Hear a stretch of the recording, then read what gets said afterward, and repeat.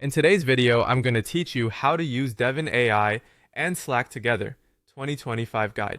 We'll start inside your Devin account, open devin.ai, head to settings, then integrations, and choose connect, then Slack. Follow the prompt to install the Devin app into your Slack workspace and approve the requested permissions.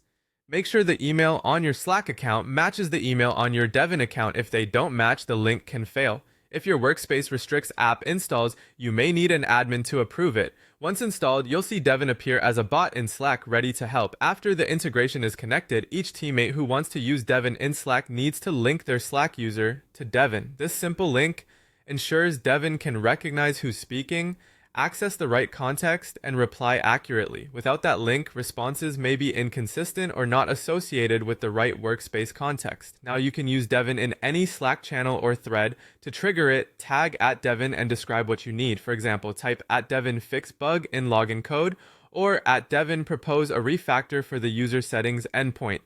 Devin will reply right in that thread, so the conversation stays organized. While you're working, you can steer Devin's behavior with inline commands. Use bot ask for a quick, focused answer without starting a full session. Use bot deep when you want deeper research with more context. If a thread is getting noisy, type mute to have Devin stop watching and unmute to bring it back. You can add an aside by typing aside or aside to leave a comment that Devin will ignore. If you need a break, use sleep to pause Devin until the next tag, archive to pause and store the session, and exit to end the active session completely. These commands keep you in control without leaving Slack. To stay informed, enable Devin notifications so you receive private Slack alerts when session progress updates. It's an easy way to keep momentum without checking the web app every few minutes. For team workflows, create a dedicated channel like @DevinRuns.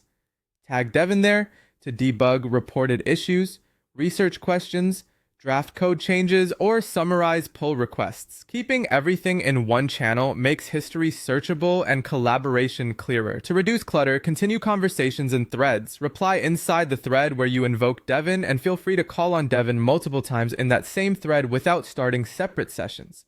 Finally, remember that sessions started in Slack are linked to your Devin web app. You can track progress in both places. Actions in the web app appear in Slack, and Slack updates reflect in your Devin workspace.